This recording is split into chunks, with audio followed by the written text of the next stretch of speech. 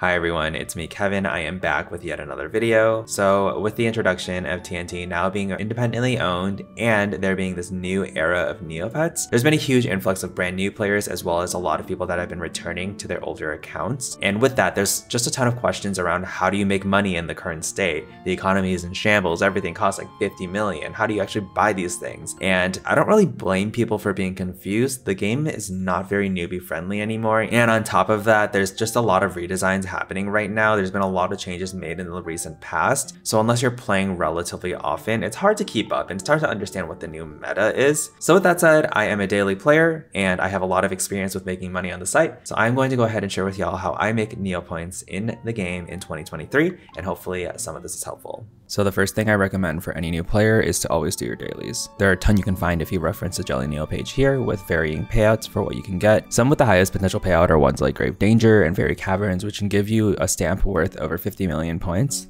Though they're pretty wildly rare, so you'll probably feel the cold sting of disappointment like I do every day. More consistent ones are things like Forgotten Shore after buying the map pieces, which are super cheap. This can get you Pirate Drake or Croc morphing potions and doubloons, so they can be a pretty decent money makers. And make sure you also buy 1,000 shares from the stock market daily. It's a bit of a longer term investment, but usually has a good payout if you follow the rules. Another really big one is to remember to spin Trudies every single day. Make sure you do not forget to spin this because each consecutive day you spin it, you get more Neopoints all the way up to the 25th day, which nets you 100,000 points. Another lesser known option is the wishing well. You can wish 7 times for any item rare 89 or less. Remember to always donate 21 NP or more every time. The actual NP amount does not matter, so 21 is fine. And there are a ton of different options that are actually worth quite a bit with some hitting the 1 million point mark. So make sure you do this once a day and you just might get lucky.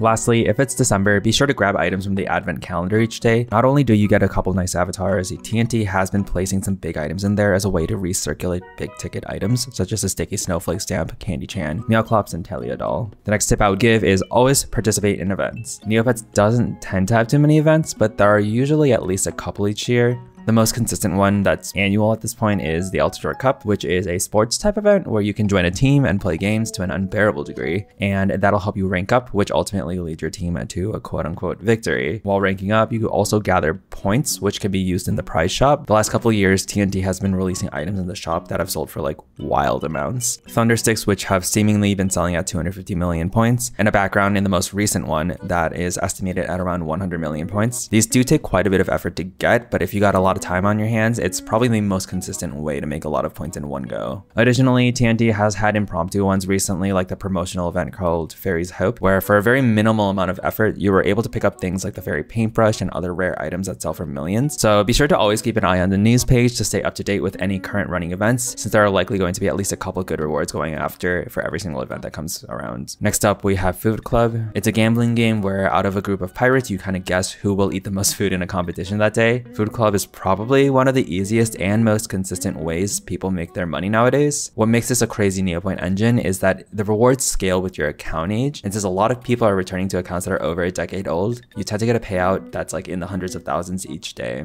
Taking a deeper look, there's a betting system where you can set 10 different bets for that day on what combination of pirate groups you think will win. Each bet comes with its own odds, which equates to different payouts. It looks a bit complicated at first, especially for those who have one brain cell like me, but don't worry, there's a ton of tools created that essentially allows folks to follow the bets that are placed by other folks who have already cracked the stats for you, and you can literally just click a handful of links that auto places the bets. I've linked a more in-depth guide in the description below, as well as a handful of well-known bettors that tend to give really consistent returns. Another method that requires a little bit more investment is the Battledome. Now, as we all know, the Battledome is nowhere near its former glory days. That said, it stayed super relevant through the years because of the daily items you can get from it. To get started, train a pet to level 50, strength 85, and get the Lens Flare pet ability from Bottled Fairies. If you're just getting started with training, in addition to training at the Mystery Academy, make sure you do things like Kitchen Quest and visit Colton's Shrine. You can also use Fairy Quest cookies if you're able to get a daily Fairy Quest, and that helps pump up your stats a lot quicker. Take that trained up pet and equip them with 2 cheap Battledome items, something like the Turn Tooth will do, and head into the dome. You'll see a lot of options of opponents to fight, and the one you pick depends on your pet's stats and if you have premium or not. If you have premium, pick Just M Ace or the Mutant Fungus. If not, the recommended option is the Koi Warrior. Start with easy and pick whichever one someone you can consistently one-shot so you don't have to keep healing and can finish it all quickly, then just keep beating that opponent until the message says you have reached your daily item prize cap. The prizes, if you have premium, can include things like nerc mids, which are relatively common, and on an average month, I think I cap out at like 30 nerc mids in that month, which is like over 3 million Neopoints, just for doing a handful of really simple, quick battles in a day. If you don't have premium, the Koi Warrior will still give you a lot of code stones and doubloons. Some of the code stones range from a few thousand to over 50,000 depending on which ones you get. So overall, the payout far exceeds the cost of training your pet,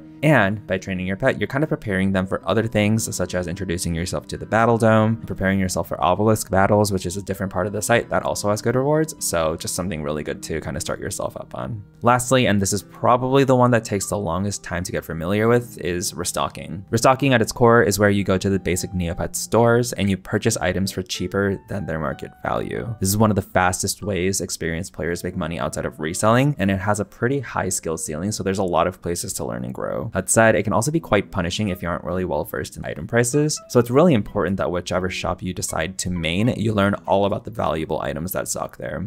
An easy way to do that is to go to the Jellyneo item database, filter to specific shops, and organize by price. There are also guides that I've linked in the description that can give an introduction to shops and prices, though with the price volatility nowadays, it's also really important that you're just kind of aware of the market trends outside of that guide too. The general way folks will restock is to have tabs of their primary stores open and to slowly refresh across each one every few seconds to see if new items are stocked. If you refresh too fast too often, you may get a temporary store ban that makes it so you can't see any items that stock for a period of time. And as a quick note, you won't really know if you're restock banned unless you're asking someone else who isn't to check to see if there's item in the store. If they're seeing items and you're not, you're banned for a day or so. Some very beginner friendly shops include the main food shop and pharmacy, though they tend to have smaller returns. Once you have a little bit of experience with those, you can try a faster store like Kayla's Potionary before heading into the expert level ones like Magic. Alright, so that is how I make money on Neopets in 2023. I'm sure there's a lot of other ways that people make money nowadays that I just missed or did not know of, so feel free to share those in the comments if you want to share, or unless you're being really secretive about it. But yeah, hopefully this is helpful for some of you. Shout out to all the people that are making the tools and guides to help new players get introduced to a lot of these mechanics. I used a lot of resources from Jellyneo if you couldn't already tell, so big shout out to them. I'll be back with more gameplay videos in the near future, so keep an eye out for that. And with that, I will call it a video. Thank you so much for watching. I hope you are all staying safe, drinking a lot of water, eating a lot of food, and I will see y'all for the next one. Bye.